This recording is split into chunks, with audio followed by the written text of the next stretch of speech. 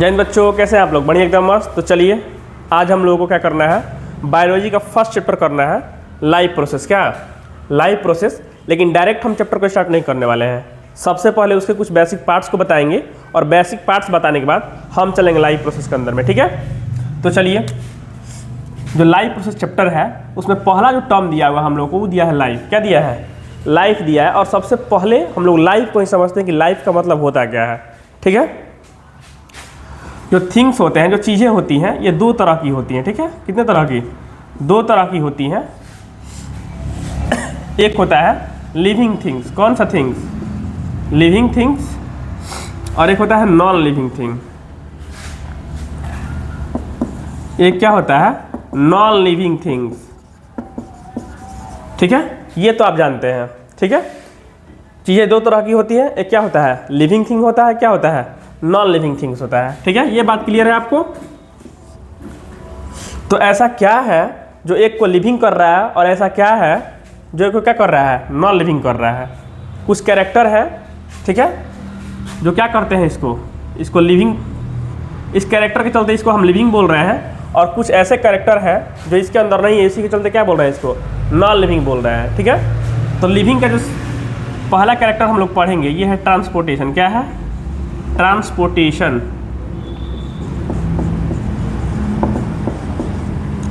जो लिविंग का पहला कैरेक्टर ये क्या है? ट्रांसपोर्टेशन है। अब ट्रांसपोर्टेशन का मतलब क्या है?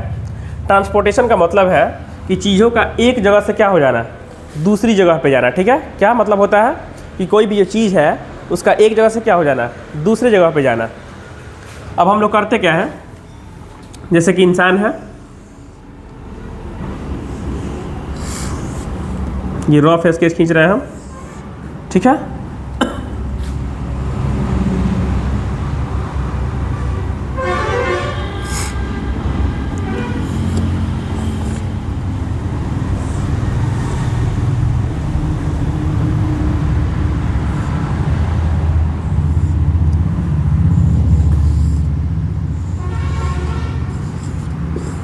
ठीक है, ये रॉ फेस स्केच दिख रहा है आपको। इस रॉ फेस स्केच में ये है माउथ,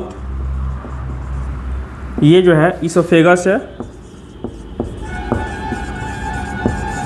ठीक है, ये जो पार्ट दिख रहा है आपको स्टमक है। अब क्या होता है ना, जो लिविंग होते हैं उसके अंदर ट्रांसपोर्टेशन होता है। कैसे? जैसे हम भोजन को ग्रहण करेंगे यहाँ से, अगर भोजन को क्या करते हैं, जैसे इंडाइजेस्ट करते हैं, इंजेस्ट होता है भोजन यहाँ से, तो क्या होगा, भोजन इसोफेगस में गया, इसोफेगस के बाद स्टमक में आता है, स्टमक के बाद क्या होता है, स्मॉल इंटेस्टाइन वाला पार्ट होता है। ऐसे होता है, स्मॉल इंटेस्टाइन वाले पार्ट में भोजन चला जाता है। ठीक है, जो फूड हम लिए रहते हैं, फूड कहाँ चला गया? स्मॉल इंटेस्टाइन में चला गया। स्मॉल इंटेस्टाइन के बाद क्या शुरू होता है? स्मॉल इंटेस्टाइन के बाद शुरू होता है लार्ज इंटेस्टाइन, और उसके बाद से भोजन कहाँ चला जाता है? लार्ज इंटेस्टाइन में चला गया। ठीक है, तो इस तरीके से क्या हो रहा है, इसके अंदर में ट्रांसपोर्टेशन देखने को मिल रहा है। लार्ज इंटेस्टाइन में गया भोजन, लेकिन एब्जॉर्प्शन कहाँ होता है न्यूट्रिएंट्स का, तो ये होता है स्मॉल इंटेस्टाइन के अंदर में। और यहाँ पे जो स्मॉल इंटेस्टाइन होते हैं वहाँ पे ना ब्लड का वेसल्स रहता है, ब्लड का पाइप लगा रहता है, जहाँ से फूड को एब्जॉर्ब किया जाता है, जो न्यूट्रिएंट वगैरह होते हैं। जैसे मान लीजिए ये स्मॉल इंटेस्टाइन का पाइप है, ये ऐसे हो गया, ये गया ऐसे। ठीक है, ये स्मॉल इंटेस्टाइन का पाइप दिख रहा है। तो यहाँ पे क्या होता है ना, यहाँ पे पतला पतला ब्लड का वेसल्स लगा रहता है, जो हम न्यूट्रिएंट लिए रहते हैं। ये न्यूट्रिएंट क्या होता है ना, न्यूट्रिएंट जो ग्लूकोज लेवल पर जो टूट जाता है, जो कार्बोहाइड्रेट है, जो फैट है, जो विटामिन है, जो मिनरल्स है, ये क्या होंगे, यहाँ से एब्जॉर्ब होकर इस ब्लड वाले पाइप में चले जाते हैं। स्मॉल जो इंटेस्टाइन होगा वहाँ से एब्जॉर्ब होकर कहाँ चला जाएगा? ब्लड वाले पाइप में जाएगा। और ब्लड वाले पाइप में जाने के बाद क्या होता है, इसको पूरे बॉडी में सर्कुलेट किया जाता है ब्लड के थ्रू। ठीक है, ब्लड क्या करता है, उसको पूरे बॉडी में सर्कुलेट कर रहा है। तो ये क्या हो रहा है, ट्रांसपोर्टेशन हो रहा है, नहीं हो रहा है? यहाँ पे दिख रहा है, ब्रेन में बहुत सारे केमिकल्स बनते हैं। ठीक है, ब्रेन में क्या होती है ना, बहुत सारी ग्लैंड्स होती हैं, और उस बहुत सारी ग्लैंड्स में बहुत तरह के केमिकल्स बन रहे होते हैं। और ये सारे के सारे केमिकल्स ब्लड के थ्रू क्या होते हैं, ट्रांसमिट होते हैं, ट्रांसपोर्टेशन होते रहता है उनका। ठीक है, अलग अलग जो बॉडी के पार्ट्स होते हैं वो अलग अलग तरह के केमिकल्स को रिलीज करते हैं, और ये सारे के सारे केमिकल्स क्या होते हैं, बॉडी के अंदर में ब्लड के थ्रू पहुंचाया जाता है। ठीक है, ब्लड पूरे बॉडी में क्या हो रहा था, घूम रहा होता है। जैसे यहाँ पे इस चीज़ को समझ रहे हैं आप, ठीक है। तो ये होता है ट्रांसपोर्टेशन, और किस में होता है? लिविंग के अंदर होता है, ठीक है। जो नॉन लिविंग चीज़ें होती हैं उनमें चीज़ों का क्या होता है? ट्रांसपोर्टेशन नहीं देखने को मिलेगा आपको, खुद से ये ट्रांसपोर्ट नहीं करेंगे चीज़ों को, ठीक है। इसके अंदर में सेल्फ ट्रांसपोर्टेशन देखने को मिलता है। ये जो इंटरनल एनर्जी होता है बॉडी का, उसका यूज़ करके सेल्फ ट्रांसपोर्टेशन होते रहता है। हम ऐसा नहीं करते हैं कि ब्लड को बार बार कहते हैं कि भाई क्या करो, ब्लड लेकर के जाओ, इधर से उधर करो, ठीक है। हम अपने हाथ से इसको नहीं कर रहे होते हैं। ये जो इंटरनल एनर्जी होता है उसी का यूज़ करके इसके अंदर सेल्फ ट्रांसपोर्टेशन हो रहा होता है पूरे बॉडी के अंदर में, ठीक है। और ये किसका कैरेक्टर है? लिविंग का कैरेक्टर है, ठीक है। इस चीज़ को समझिए आप। माउथ से हमने भोजन लिया, यहाँ पे ईसोफेगस में गया, स्टमक में गया, स्टमक के बाद कहाँ आता है? स्मॉल इंटेस्टाइन में। और स्मॉल इंटेस्टाइन में क्या होता है ना, फूड को एब्जॉर्ब किया जाता है, ठीक है। जो ग्लूकोज लेवल पर टूट गया रहता है फूड, उसको क्या करते हैं? एब्जॉर्ब करते हैं, ठीक है। यहाँ पे ब्लड का पाइप होता है। अब ब्लड के पाइप जो होता है ना, उसके अंदर जितने भी न्यूट्रिएंट्स होते हैं, विटामिन है, मिनरल्स है, फैट है, कार्बोहाइड्रेट है, जो ग्लूकोज लेवल पर टूट गया है, उसको सबको एब्जॉर्ब करके ब्लड में डाला जाएगा, पूरे बॉडी में जाएगा, ठीक है। किडनी से कुछ केमिकल्स निकल रहा है, हार्ट से कुछ केमिकल्स निकल रहा है, ब्रेन में कुछ केमिकल्स बन रहा है, ठीक है। ये सारे के सारे केमिकल्स क्या हो रहे हैं? पूरे बॉडी में घूम रहे हैं लगातार। जो हम खाना खा रहे हैं, ये खाना ब्लड के थ्रू ही पूरे सेल्स के पास पहुंच रहा है। तो किसका कैरेक्टर है ये? लिविंग का कैरेक्टर। ये इसका मतलब है ट्रांसपोर्टेशन, ठीक है। ये सेल्फ ट्रांसपोर्टेशन हो रहा है लिविंग के अंदर में, ठीक है। क्लियर? दूसरा जो कैरेक्टर है लिविंग का, ये है न्यूट्रिशन। क्या है? न्यूट्रिशन है। क्या मीनिंग है न्यूट्रिशन का? आप पहले खुद बताइए कि न्यूट्रिशन का मीनिंग होता क्या है, क्या मतलब होता है न्यूट्रिशन का, आप समझाएंगे हमें, ठीक है।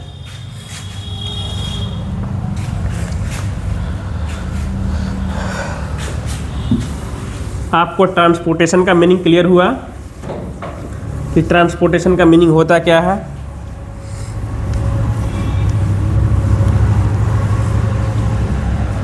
दूसरा जो कैरेक्टर है इसका, ये है न्यूट्रिशन। क्या है? ये है nutrition.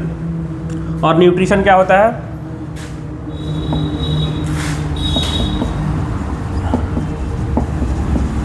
Intake of food and its utilisation, ठीक है। फूड को लेना और इसका यूज करना। हम भोजन लेते हैं क्यों है? भोजन लेते हैं हम इसलिए क्योंकि हमको क्या चाहिए? उससे एनर्जी चाहिए, ठीक है। तो वही भोजन को क्या करते हैं? भोजन को लेना और उसको क्या करना? उसका यूटिलाइज करना। इसलिए लाइफ को मेंटेन रखने के लिए, इसलिए लाइफ को मेंटेन रखने के लिए। लाइफ मेंटेन कैसे रहता है? रिपेयरिंग से। लाइफ जो है वो कैसे मेंटेन रहेगा? तो बॉडी में जो भी प्रॉब्लम्स आ रही हैं, जो डिसऑर्डर्स आ रहे हैं, उसको क्या करना पड़ेगा? रिपेयर करना पड़ेगा, ठीक है। कंटिन्यू सप्लाई ऑफ एनर्जी, ठीक है। लाइफ मेंटेन कैसे रहेगा? रिपेयरिंग करना पड़ेगा, कंटिन्यू सप्लाई ऑफ एनर्जी करना पड़ेगा उसको, ठीक है। इस तरीके से हम क्या करते हैं? फूड का यूज़ करते हैं, ठीक है। जो एनर्जी निकलता है ना वहाँ से, जो एनर्जी निकलता है, उस एनर्जी का जो यूज होता है, जितने भी बॉडी में फंक्शन हो रहे होते हैं, जितने भी रिएक्शंस हो रही होती हैं, उस सब में उस एनर्जी का यूज होता है, ठीक है। तो ये मतलब होता है न्यूट्रिशन का। इसको और अच्छे से समझते हैं। क्लियर है ये बात? चलिए, न्यूट्रिशन का मतलब है intake of food and its utilisation. जैसे हमने क्या किया, एक व्यक्ति है,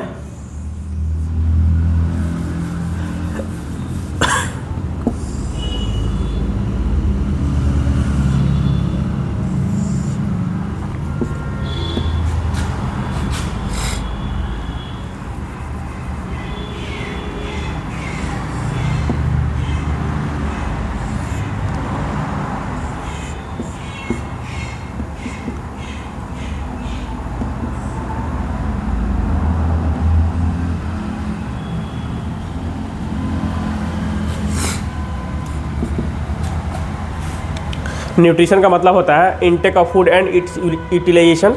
यहाँ पे कोई व्यक्ति है कि व्यक्ति ने क्या किया, भोजन को लिया, ठीक है।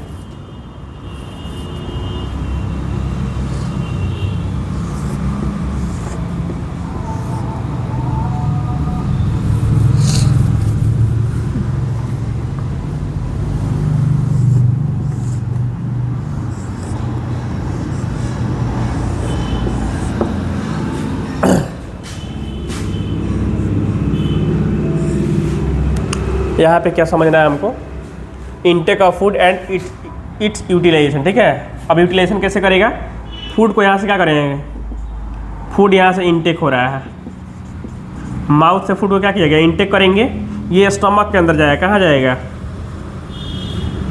ये फूड कहाँ गया, स्टमक के अंदर गया। स्टमक के बाद ये फूड कहाँ जाता है, स्टमक के बाद ये फूड जाता है स्मॉल इंटेस्टाइन के अंदर में, ठीक है। कहाँ आता है, स्मॉल इंटेस्टाइन में आता है। और स्मॉल इंटेस्टाइन से क्या होता है ना, ये रहा आपका स्मॉल इंटेस्टाइन। क्लियरली इस चीज़ को समझेंगे, ठीक है। स्मॉल इंटेस्टाइन में भोजन चला गया, यहाँ पर रहेगा ब्लड का पाइप, ये है ब्लड वेसल्स, ये क्या है, ब्लड का वेसल्स है, ठीक है। ये जो फूड होगा ना यहाँ पे, ये फूड चलाएगा इस पाइप के अंदर में, ये ब्लड वेसल्स में चला आया, फूड कहाँ चला आया, ब्लड वेसल्स में। अब क्या होगा, ये जो ब्लड का वेसल्स होंगी ये हार्ट के पास लेकर के जाएंगी। जो ग्लूकोज इसके अंदर आया हुआ है, जो न्यूट्रिएंट इसके अंदर आया है, वो कहाँ चला गया, हार्ट के अंदर चला गया। अब हार्ट जब ब्लड को पंप करेगा ना, तो ये पूरे के पूरे ब्लड से कहाँ चला जाएगा, सेल के पास। कहाँ गया, सेल के पास, ठीक है। ये सेल का न्यूक्लियस है। अब क्या होगा, जो ग्लूकोज गया रहेगा बॉडी के अंदर में, जो ग्लूकोज आपने खाने में लिया, जो कार्बोहाइड्रेट आपने खाने में लिया, ये ग्लूकोज कहाँ पहुँचेगा, सेल के पास। फाइनली इसको सेल के पास लेकर के जाना है, ताकि यहाँ से क्या किया जा सके, एनर्जी को निकाला जा सके, ठीक है, इसको यूटिलाइज किया जा सके। अब इसके अंदर क्या होगा, इसके अंदर आता है माइटोकॉन्ड्रिया। सेल के अंदर क्या है, सेल के अंदर है माइटोकॉन्ड्रिया।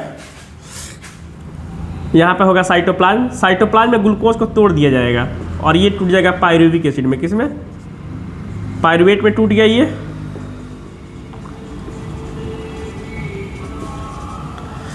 पायरुवेट में टूट जाएगा। ये ग्लूकोज दो पायरुवेट में टूट जाएगा और टूटने के बाद क्या करेंगे ना, इसको यही पायरुवेट, दोनों का दोनों पायरुवेट कहाँ इंटर कर जाएगा, ये इंटर करेगा माइटोकॉन्ड्रिया में। कहाँ, माइटोकॉन्ड्रिया, ये है माइटोकॉन्ड्रिया, ये माइटोकॉन्ड्रिया। पायरुवेट कहाँ इंटर करेगा, माइटोकॉन्ड्रिया में। और यहाँ पे ग्लूकोज को पूरी तरीके से तोड़ेंगे। क्या करेंगे, इसको पूरी तरीके से यहाँ पे टूटेगा ग्लूकोज, और टूटने के बाद क्या होगा, इससे एनर्जी निकलेगा और उसी एनर्जी का यूज हम कहाँ करेंगे, बॉडी के रिपेयरिंग में किया जाएगा, ठीक है। जो जितने भी फंक्शन होंगे, जितने केमिकल रिएक्शंस बॉडी में चल रहे होंगे, उसको चलाने में इसका यूज़ किया जाएगा, ठीक है। तो ये है ग्लूकोज कहाँ गया, ग्लूकोज गया पहले साइटोप्लाज्म के अंदर में। ये साइटोप्लाज्म वाला पार्ट होगा, यहाँ पे लिक्विड वाला पार्ट रहता है, ये गया साइटोप्लाज्म में, ठीक है। और साइटोप्लाज्म के बाद कहाँ चला जाएगा, ये जो ग्लूकोज टूट गया पायरुवेट में, पायरुवेट कहाँ जाएगा, माइटोकॉन्ड्रिया में। माइटोकॉन्ड्रिया में क्या हो जाएगा, ये टूटेगा और टूटने के बाद वहाँ से क्या निकल जाएगा, वहाँ से निकलेगा एनर्जी, ठीक है। क्या निकलेगा, वहाँ से एनर्जी निकलता है।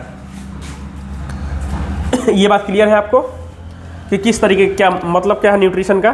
तो न्यूट्रिशन का मतलब है इनटेक ऑफ फूड। पहले आप भोजन ले लीजिए और भोजन लेने के बाद क्या कीजिए, उसको डाइजेशन होगा बॉडी में, वो टूटेगा। टूटने के बाद से क्या हो जाएगा, वो ब्लड का पार्ट बनेगा, ब्लड में चला जाएगा, स्मॉल इंटेस्टाइन से यहाँ से चला गया ब्लड में गया। जाने के बाद ये कहाँ जाएगा, ये जाएगा हार्ट के पास, और हार्ट उसको जब पंप करेगा तो पूरे बॉडी में चला जाएगा। पूरे बॉडी में जाने के बाद क्या होगा, ये पूरे बॉडी में जाने के बाद ये पहुँचेगा फाइनली सेल के पास। किसके पास, सेल के पास पहुँचेगा। सेल के अंदर होगा साइटोप्लाज्म। साइटोप्लाज्म में ग्लूकोज क्या हो जाएगा, टूट जाएगा, ठीक है। ग्लूकोज क्या होगा, टूट जाएगा। ग्लूकोज को तोड़कर ही उससे एनर्जी को निकाला जाता है, ठीक है ना।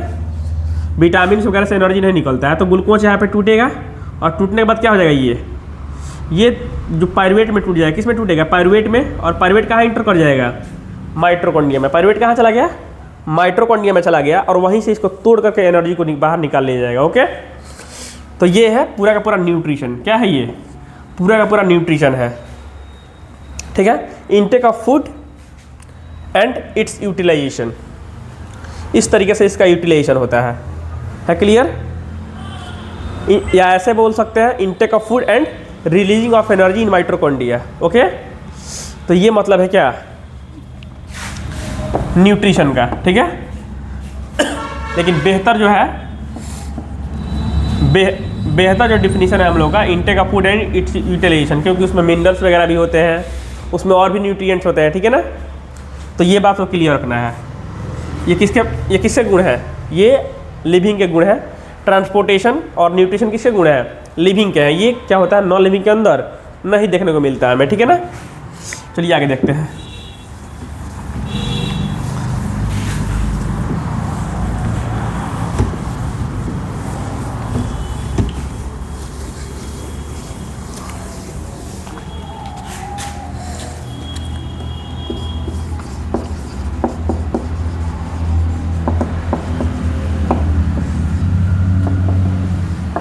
तीसरा जो कैरेक्टर लिविंग का, ये है रिस्पायरेशन। क्या है, रिस्पायरेशन है। और रिस्पायरेशन का मतलब क्या होता है,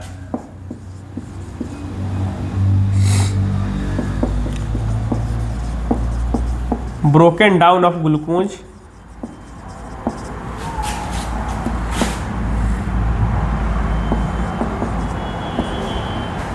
इन माइटोकॉन्ड्रिया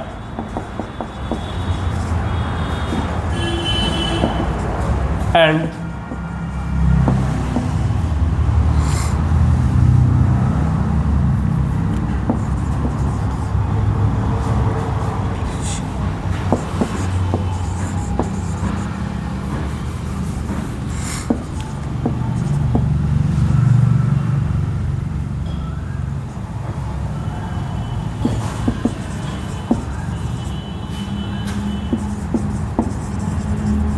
ठीक है, broken down of glucose in mitochondria and releasing of energy. क्या होगा, कोई व्यक्ति है, खाना खाया, ठीक है, रिस्पायरेशन को समझते हैं।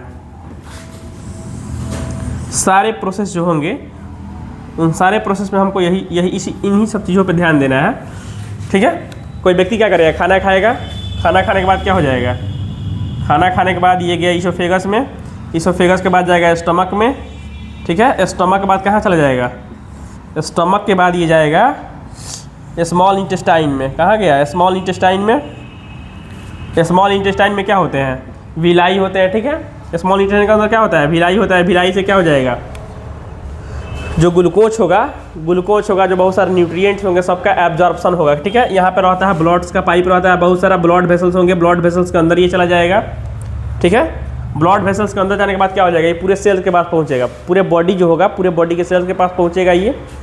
और उसके पास से क्या हो जाएगा, जैसे ये सेल के पास पहुंचेगा ना, तो सेल के पास पहुंचने के बाद क्या होता है, अभी आपको समझाए हम कि यहाँ पे है न्यूक्लियस है, क्या है, यहाँ पे न्यूक्लियस है, और यहाँ पे क्या है, माइटोकॉन्ड्रिया है, ठीक है। अब क्या हो जाएगा, यहाँ पे जो ग्लूकोज होगा C6H12O6, यही ना ग्लूकोज होता है, ये ग्लूकोज का फॉर्मूला है, ध्यान रखेंगे, C6H12O6। ग्लूकोज यहाँ पे क्या कर गया, इंटर करेगा इसके अंदर में, साइटोप्लाज्म के अंदर में इंटर करेगा, और ये टूट जाएगा किसमें, पायरुवेट। पायरुवेट के 2 मोलिक्यूल्स बनेंगे, 2 गो पायरुवेट में टूटेगा ये,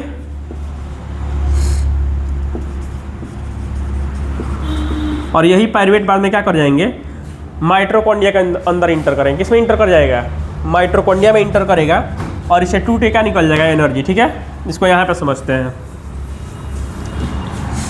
ये रहा माइटोकॉन्ड्रिया, ठीक है, C6H12O6, ठीक है। ये होगा ब्रेक, यहाँ पे बनेगा पायरुवेट, ये बनेगा पायरुवेट,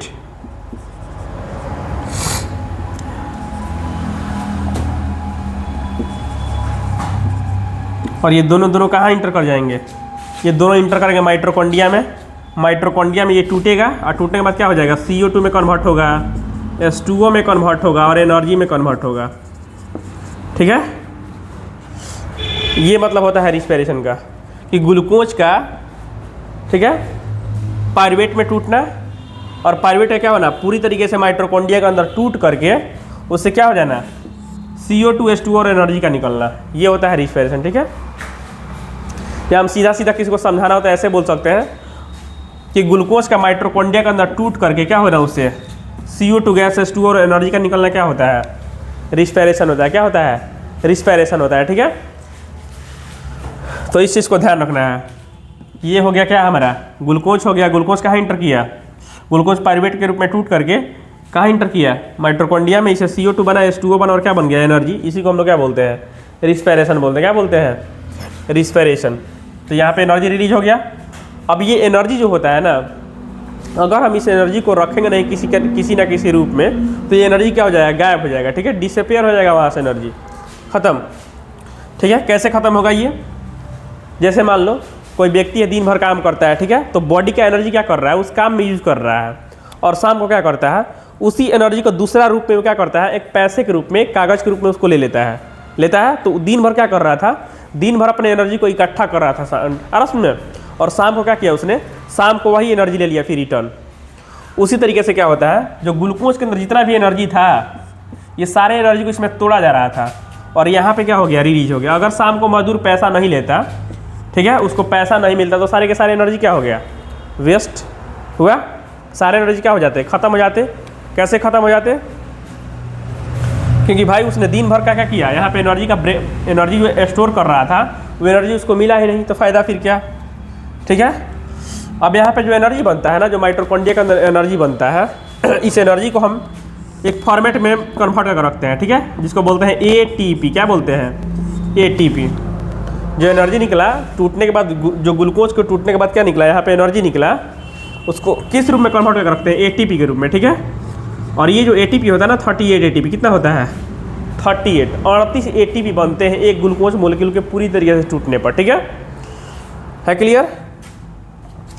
अभी ATP जो होता है ना, ये एनर्जी करेंसी ऑफ सेल होता है, पैसे की तरह होता है। यहाँ हाथ उठाना है, इसमें ATP लगेगा। ठीक है, ये एनर्जी का रूप है। यहाँ पे हाथ उठाना है, एनर्जी लगेगा, 10 ATP लगेगा, 10 ATP ले लो। 5 ATP लगेगा, 5 ATP ले लो। चलना है, चलो। यहाँ पे कितना ATP चाहिए? 2 ले लो। 3 चाहिए, 3 ले लो। हो रहा क्लियर?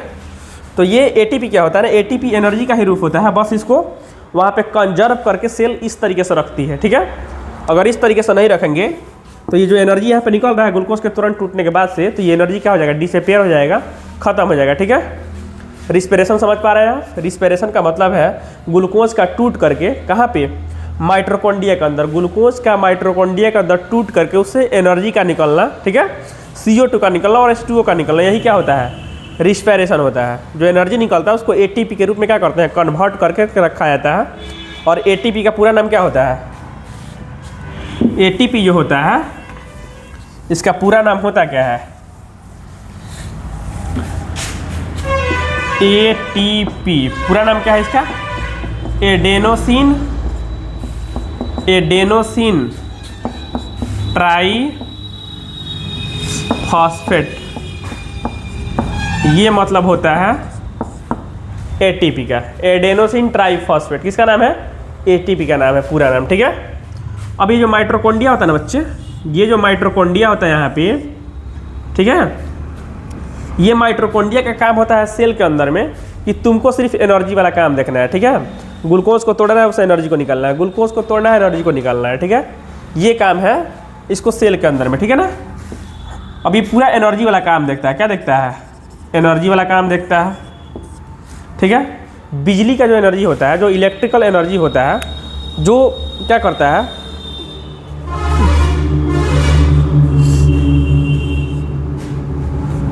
जो जगह इस काम को देख रहा होता है उसको हम लोग क्या बोलते हैं? Power house. क्या बोलते हैं? Power house. तो यहाँ पे ना बॉडी के एनर्जी का काम हो रहा होता है। ठीक है, बॉडी का पूरा जो एनर्जी है यहीं पे बन रहा होता है, इसीलिए हम क्या बोलते हैं? माइटोकॉन्ड्रिया का पावर हाउस। क्या बोलते हैं? पावर हाउस बोलते हैं, पावर हाउस ऑफ सेल। क्या बोलते हैं इसको? Power house of cell. किसको बोला जाता है? माइटोकॉन्ड्रिया को। ध्यान रहेगा, mitochondria is the power house of cell. It is the energy producing body. It is the energy producing body. Cell के अंदर क्या होता है? ये एनर्जी प्रोड्यूसिंग बॉडी होता है, यही एनर्जी को एक्सिबिट करवाता है। ध्यान रहेगा ये चीज़ है आपको। चलिए,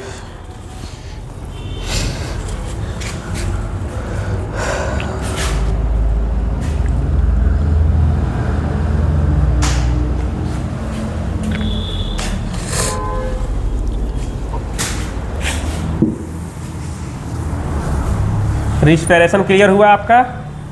ग्लूकोज का क्या होना, ग्लूकोज का माइटोकॉन्ड्रिया के अंदर टूट करके एनर्जी का निकलना, CO2 का निकलना और क्या निकलना, H2O का निकलना। यही क्या होता है, ये होता है respiration.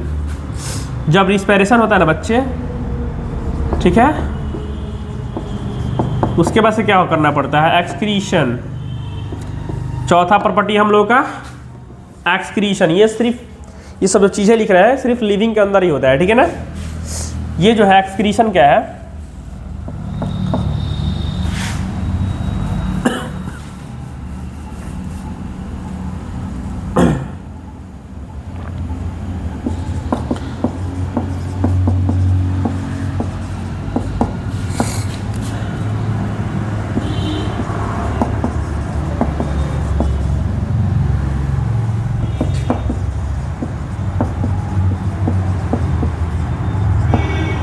Excrete waste material from the body is excretion.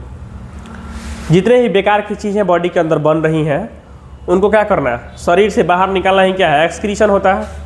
क्या मतलब होता है एक्सक्रीशन का, अब यहाँ पे देखें, रिस्पिरेशन में क्या हो रहा था, ग्लूकोज यहाँ पे जा रहा था C6H12O6, ग्लूकोज पायरुवेट में टूट करके कहाँ जा रहा था, माइटोकॉन्ड्रिया में। अब यहाँ से क्या बन रहा था, ग्लूकोज के पूरा टूटने से CO2 गैस, H2O और प्लस में क्या बन रहा था, यहाँ पे एनर्जी बन रहा था, यही ना बन रहा था। जो यहाँ पे CO2 गैस बन रहा है ना बच्चे, ये क्या है, ये जो है सेल के लिए क्या है, हार्मफुल है। क्या है ये है हार्मफुल।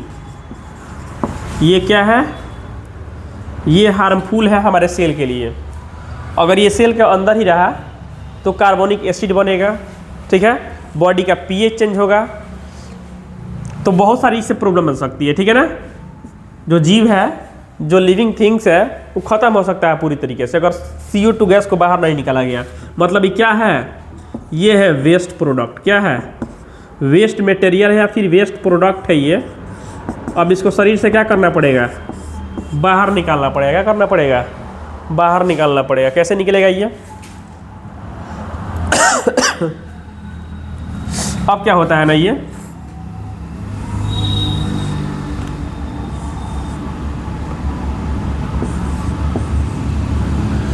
सेल का न्यूक्लियस है और ये क्या है, माइटोकॉन्ड्रिया है, ठीक है ना। माइटोकॉन्ड्रिया से जब CO2 गैस यहाँ पर रिलीज होता है ना, तो यहाँ पे जो ब्लड का वेसल्स होता है सेल के पास में, इसी ब्लड वाले पाइप में क्या करते हैं, CO2 गैस को डाल देते हैं। फिर ये आता है लंग्स के पास, फिर कहाँ आता है, सबसे पहले आएगा ये हार्ट के पास, हार्ट इसको पंप करेगा, आएगा ये लंग्स के पास, और हम क्या करेंगे, सांस में इसको बाहर छोड़ देंगे। क्या हो गया, ये CO2 गैस बाहर इस तरीके से निकल गया, ठीक है। तो जो लंग्स वाला सिस्टम है ये क्या कर रहा है, CO2 गैस को बाहर निकाल रहा है। क्या कर रहा है, CO2 गैस को बाहर निकाल रहा है, और जो हम ऑक्सीजन ले रहे हैं इसको ब्लड में डाल रहा है, ठीक है। तो लंग्स क्या कर रहा है हम लोगों का, कि जो ऑक्सीजन ले रहे हैं इस ऑक्सीजन को ब्लड में डालने का काम कर रहा है, और जो CO2 गैस है, CO2 गैस को क्या कर रहा है, बाहर निकालने का काम कर रहा है, ठीक है। तो ये तो रहा CO2 गैस का निकलना, ठीक है। तो ये क्या है, ये एक्सक्रीशन हो रहा है, ये है हमारा एक्सक्रीटरी प्रोडक्ट, ठीक है।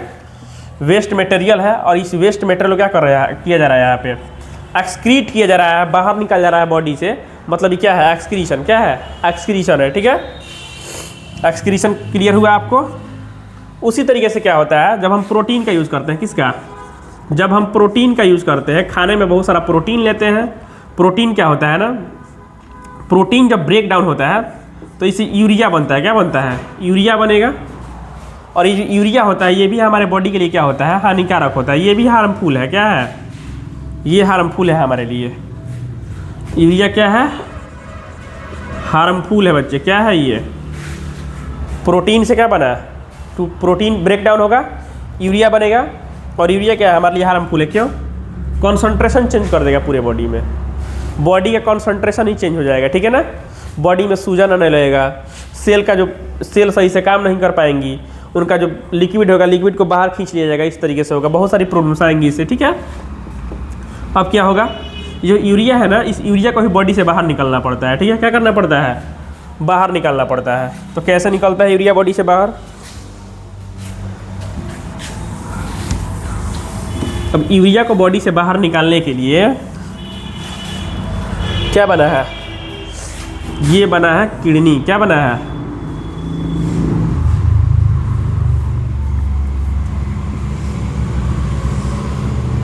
ये रहा किडनी। और किडनी में क्या होते हैं?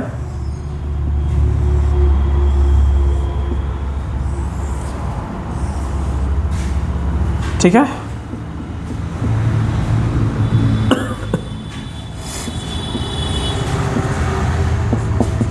ये यूरेटर है, ये यूरिनरी ब्लैडर हो गया।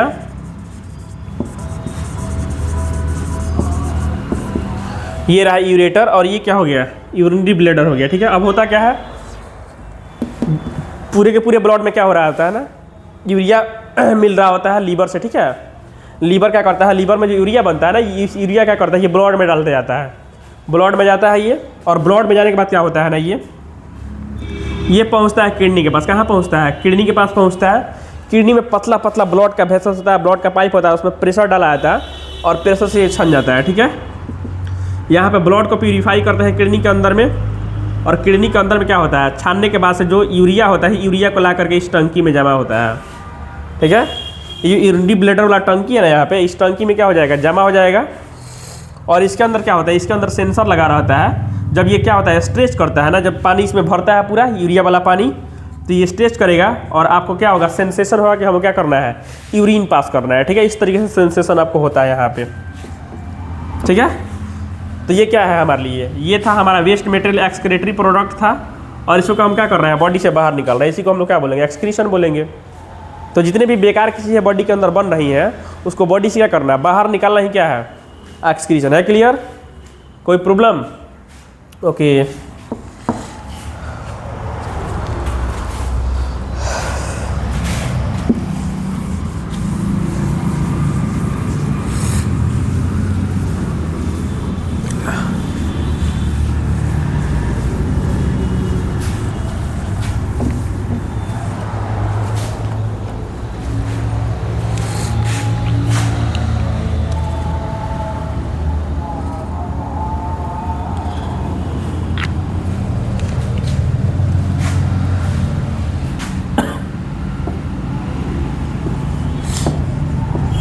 अगला जो लाइफ प्रोसेस ये है मेटाबॉलिज्म। क्या है? मेटाबॉलिज्म। ये किसके अंदर होता है? ये सिर्फ लिविंग के अंदर होगा। ठीक है, इसके कैरेक्टर है। मेटाबॉलिज्म का मतलब क्या होता है, सम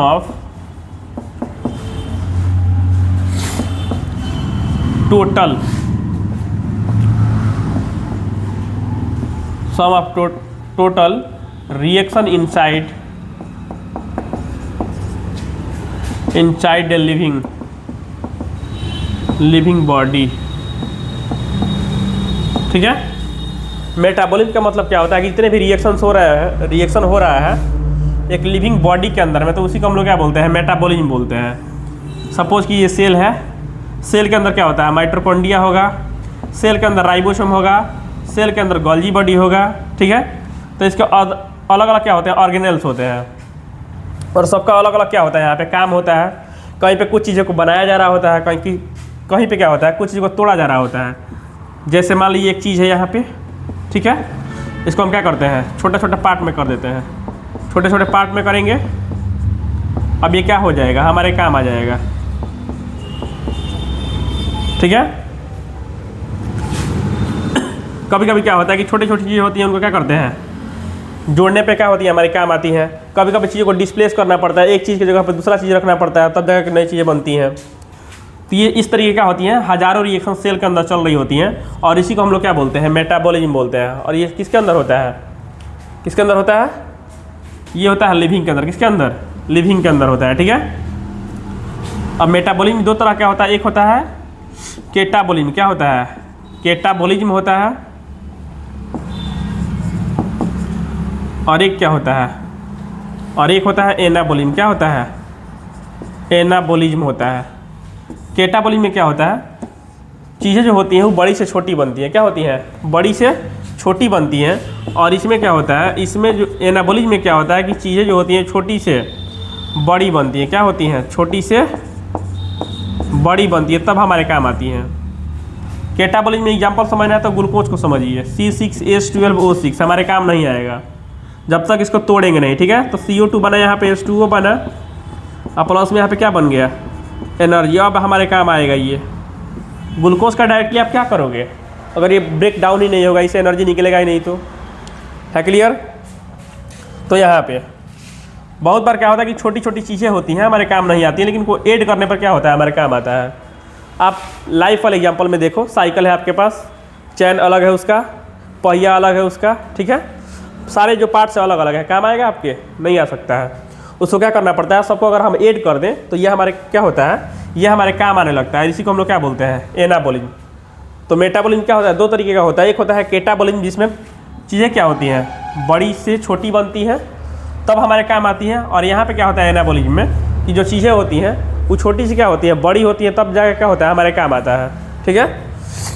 ये बात अब क्लियर हुआ मेटाबॉलिज्म। और किसके अंदर होता है, ये होता है सिर्फ लिविंग के अंदर, ठीक है।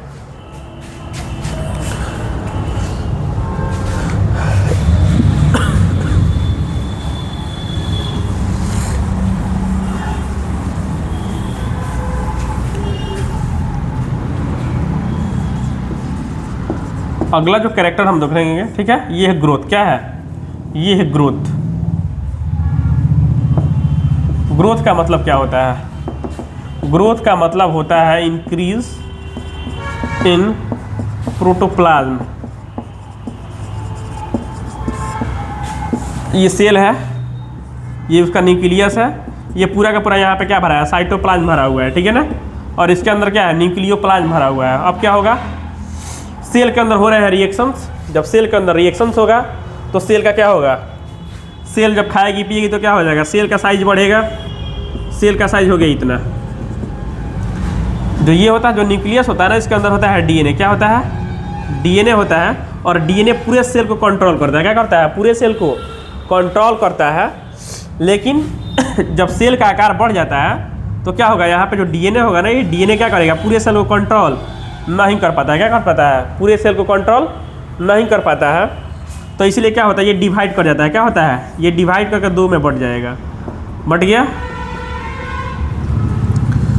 ये डिवाइड हो गया, और डिवाइड करके क्या हो गया, दो में बढ़ गया। ये है ग्रोथ। इंक्रीज इन प्रोटोप्लाज्म का मतलब क्या है, सारा खेल है प्रोटोप्लाज्म बढ़ने का। यहाँ पे जो अंदर जो लिक्विड कंटेंट बढ़ रहा है इसका, इस लिक्विड कंटेंट बढ़ने के चलते सेल का साइज बढ़ रहा है। और सेल के साइज करने के कारण क्या हो रहा है, डिवाइड हो रहा है। डिवाइड होने से क्या हो रहा है, एक सेल से दो सेल, दो से चार, चार से आठ, आठ से 16, इस तरीके से हो रहा है। ये ग्रोथ का मतलब है, ठीक है। Increase in protoplasm. कोई पूछे कि क्या मतलब होता है ग्रोथ का, तो ग्रोथ का मतलब होता है इंक्रीज इन प्रोटोप्लाज्म, मतलब सेल के अंदर लिक्विड कंटेंट का बढ़ना ही क्या है, ग्रोथ है। ये बढ़ेगा तब भी अगर आगे वाला प्रोसेस होगा। यहाँ पे क्या हो जाएगा, सेल बड़ा होगा। सेल बड़ा होने के बाद क्या हो जाएगा, ये डिवाइड कर जाएगा। क्या हो जाएगा, डिवाइड कर जाएगा, ओके। तो ये किसके अंदर होता है, ये होता है लिविंग के अंदर। किसके अंदर, लिविंग के अंदर होता है। और हमेशा क्या होता है ना, इनसाइड ग्रोथ होता है। क्या होता है, इनसाइड ग्रोथ होता है लिविंग के अंदर। किसके अंदर, लिविंग के अंदर इनसाइड ग्रोथ होता है। मतलब अंदर से क्या होगा, अंदर से यहाँ लिक्विड कंटेंट बढ़ेगा। अंदर से क्या होगा, लिक्विड कंटेंट बढ़ेगा। कभी कभी बहुत सारे जो पत्थर वगैरह होते हैं ऊपर से बढ़ने लगते हैं, तो हम उसको लिविंग नहीं बोलेंगे, ठीक है। क्योंकि क्या होता है, ऊपर से सरफेस पे चीज़ें जमा होती है। सरफेस पे जमा होने से क्या होता है, उनका साइज बढ़ने लगता है, ओके। चलिए, एक जो कैरेक्टर इसका होता है रिस्पॉन्स। क्या होता है, रिस्पॉन्स।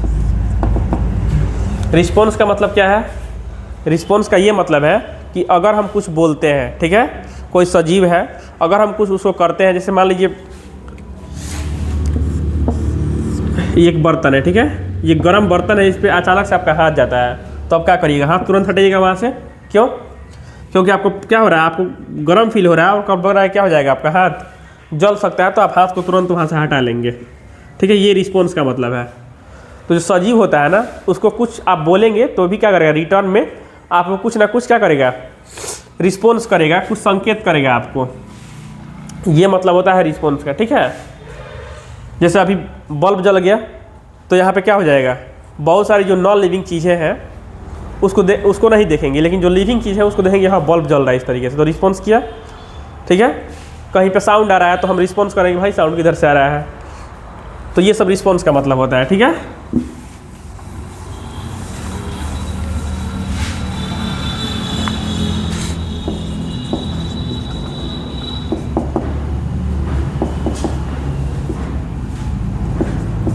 लोकोमोशन या मूवमेंट देखने को मिलता है, ठीक है।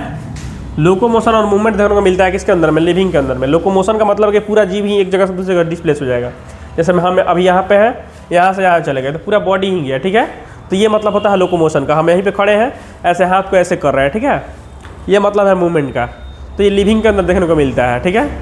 लोकोमोशन और मूवमेंट किसके अंदर देखने को मिलता है, लिविंग के अंदर देखने को मिलता है। मूवमेंट का मतलब क्या, मूवमेंट का मतलब जैसे क्या हो रहा था, ब्लड बॉडी के अंदर इधर उधर हो रहा है पूरा, तो बॉडी यहीं पे है, उसके अंदर कुछ ना कुछ क्या हो रहा है, हलचल हो रहा है, तो इसको हम लोग क्या बोलेंगे, मूवमेंट है। और लोकोमोशन का मतलब क्या है, पूरा बॉडी ही एक जगह चेंज कर दी है, तो उसको हम लोग लोकोमोशन बोलेंगे। ये मतलब होता है किसका, लिविंग का, ठीक है। ये सारे के सारे कैरेक्टर किसके अंदर होंगे, लिविंग के अंदर होंगे। किसके अंदर होंगे, लिविंग के अंदर होंगे। और ये सारे कैरेक्टर जिसके अंदर है वही क्या है, लिविंग है। क्या है, लिविंग है। तो इस चीज़ को एक बार आप लोग को समझ लेना है, ठीक है। और जहाँ पे आपको डाउट लगता है वहाँ पे क्या करना है, आपको कमेंट करना है, ताकि अगले लेक्चर में हम इस चीज़ को क्लियर कर सकें, ठीक है बच्चे। चलिए, तब तक के लिए धन्यवाद। जय हिंद।